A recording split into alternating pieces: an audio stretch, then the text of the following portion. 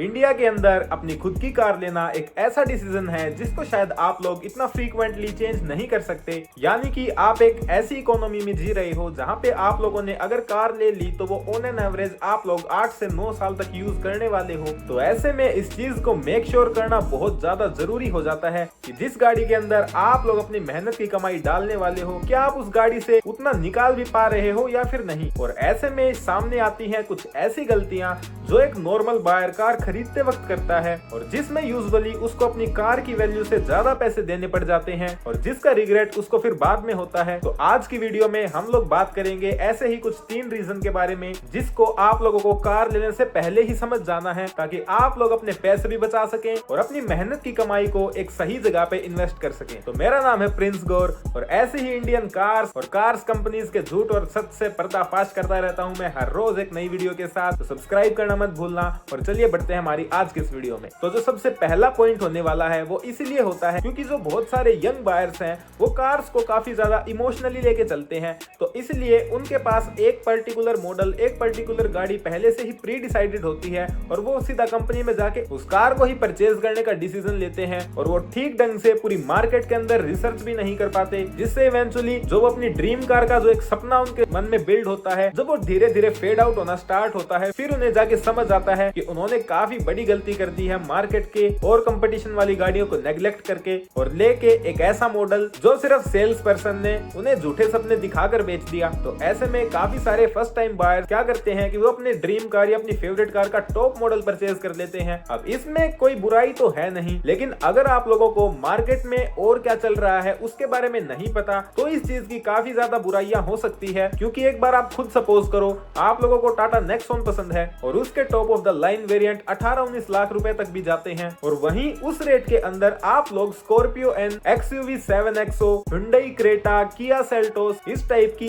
1 और 2 सेगमेंट ऊपर वाली गाड़ियां ले सकते हैं जिसके अंदर उन्हें ज्यादा प्रैक्टिकलिटी मिलेगी, ज्यादा परफॉर्मेंस मिलेगी और साथ ही ज्यादा रोड प्रेजेंस मिलेगी। तो ऐसे में मेरे हिसाब में कई बार ये चीजें आप लोगों को सेंस नहीं बनाती कि आप लोग सीधा जाओ और गाड़ी का टॉप मॉडल परचेज कर लो। तो आप लोगों को पूरी तरीके से पता होना चाहिए कि किस गाड़ी के अंदर आपको क्या फीचर्स मिल रहे हैं और आपकी रिक्वायरमेंट्स किन फीचर्स की हैं, क्योंकि बहुत सारे फीचर फैंसी भी तो होते हैं ना। फिर आते हैं एक ऐसे पॉइंट की जो बहुत सारे इंडियंस नेग्लेक्ट करते जा रहे हैं, वो है कार की सेफ्टी। अब देखो, जब बहुत सारे लोगों के सामने चॉइस रख दी जाती है कि या तो आपको ये गाड़ी लेनी है फिर या तो आपको ये गाड़ी लेनी है, तब उस टाइम पे एक सेफ्टी वाला फैक्टर होता है। उनको बहुत सारे लोग तो माइंड कर लेते हैं, लेकिन काफी सारे लोग फिर भी ऐसे होते हैं जो बस उसको नेग्लेक्ट कर देते हैं और उसके पीछे का बस एक साइकोलॉजिकल सा रीजन कि ऐसा हुआ होता है कि उनका आज से पहले कभी रोड के ऊपर ऐसा एज सच कोई एक्सीडेंट हुआ नहीं होगा और वो लोग सोचते हैं कि अरे मेरी गाड़ी के साथ थोड़ी ना कभी एक्सीडेंट होगा। लेकिन वो इस चीज को भूल जाते हैं कि एक्सीडेंट का नाम ही एक्सीडेंट है, यानी कि वो चीज जो अचानक से हो जाए और आपकी बिना कोई प्रिपरेशन की हो जाए। तो इसलिए गाइज आप लोगों को इस चीज से मेक श्योर करना है कि आप लोगों की जान ज्यादा भली है बजाय आपकी गाड़ी के, और आप लोग इस चीज के ऊपर जोर लगाओ कि आप आज के समय में मिलने वाली सबसे ज्यादा सेफ गाड़ी ही लो। और इसके लिए भारत एनकैप, ग्लोबल एनकैप जैसे बहुत सारी ऑर्गेनाइजेशन गाड़ियों के क्रैश टेस्ट भी करवाती है, जिससे आप लोगों को पता चल जाता है कि वो गाड़ी कितनी सेफ है और कितनी नहीं। उसके बाद बढ़ते हैं एक ऐसी चीज के ऊपर जो लोग जोश जोश में नई गाड़ी लेने की खुशी में तो करवा लेते हैं, लेकिन फिर कुछ टाइम के बाद उन्हें पछतावा होना स्टार्ट होता है। वो है एक्सेसरीज के नाम पे मची हुई लूट। तो जी हाँ दोस्तों, अगर आप इंडियन कार शोरूम्स में जाते हो और आप लोगों ने एक कार फाइनल कर दी तो पीछे से एक सेल्स गर्ल आएगी और वो आपके सामने एक पेज लेके बैठ जाएगी और फिर वो आपके सामने एक लिस्ट भरेगी और लिखना स्टार्ट करेगी कि जी सर बताइए आपको कौन कौन सी एक्सेसरीज गाड़ी के अंदर लगानी है। फिर वो फैंसी फैंसी नाम लेने स्टार्ट करेगी, 7D matte, roof rails, chrome door handles. तो ये सारी चीजें अगर आप लोग बाहर से करवाना चाहो तो आप लोगों को काफी ज्यादा सस्ती पड़ जाएंगी। बस ओनर्स के मन में ये सिंपल सा रह जाता है कि हमें अगर एजेंसी से मिला है तो ये चीज ओरिजिनल ही होगी, लेकिन अगर आप लोग बाहर से लगवाते हो तब भी वो आपको जेन्युइन पार्ट्स ही देते हैं और एजेंसी वाले वही सेम चीज के आपसे एक्स्ट्रा रुपए मांगेंगे क्योंकि उस चीज में एजेंसी वालों का बहुत ज्यादा मार्जिन होता है। तो वो अब आप लोगों के ऊपर है आपको कैसे करना है और कैसे नहीं। फिर हम बढ़ते हैं एक मिस्ट्री पॉइंट की तरफ जो कि काफी लोग बहुत बार नेग्लेक्ट कर देते हैं, लेकिन इस चीज को आपको मेक श्योर करना है और आप लोग इसको चाहे कंसीडर करो या फिर ना करो, ये भी एक बहुत बड़ा फैक्टर बन सकता है कि वो गाड़ी आपको लॉन्ग टर्म में सुख देगी या फिर नहीं। तो वो है उस गाड़ी को खरीदने से पहले ठीक ढंग से उसकी टेस्ट ड्राइव ना लेना। अब गाड़ी की टेस्ट ड्राइव तो लगभग हर जना लेगा, ठीक ढंग से कहने का मतलब है उस गाड़ी को हर एक कंडीशन के अंदर चला चला के देखना, क्योंकि आप लोगों को नॉर्मल गाड़ियां एजेंसी वाले तो प्रोवाइड करवा देंगे जिसको आप एक नॉर्मल ट्रैफिक में चला के वापस लाके खड़ी कर दोगे। अब यूजुअली वो गाड़ियों के कई बार टॉप मॉडल्स भी होते हैं जिसके अंदर आपको थोड़े बहुत अलग फीचर्स भी मिल जाते हैं उसके बेसिक मॉडल से। ऐसे में ये चीज काफी ज्यादा चिंताजनक हो जाती है, क्योंकि आपने जो गाड़ी चलाई है असलियत में वो गाड़ी तो आप खरीद ही नहीं रही। तो इसलिए गाड़ी की अच्छे ढंग से आप लोगों को टेस्ट ड्राइव जरूर ले लेनी है। और बस यही कुछ रीजन थे जिनको अगर आप लोग पहले ध्यान दे लेते हैं तो आप लोग बहुत सारी उन प्रॉब्लम से पहले ही छुटकारा पा लेते हैं जो कि आप लोगों को फेस करनी पड़ती गाड़ी खरीदने के बाद। तो अगर आप लोग कोई ऐसी गाड़ी खरीदना चाह रहे हैं और आप लोग जानना चाहते हैं उसके अंदर आने वाली मेजर प्रॉब्लम्स,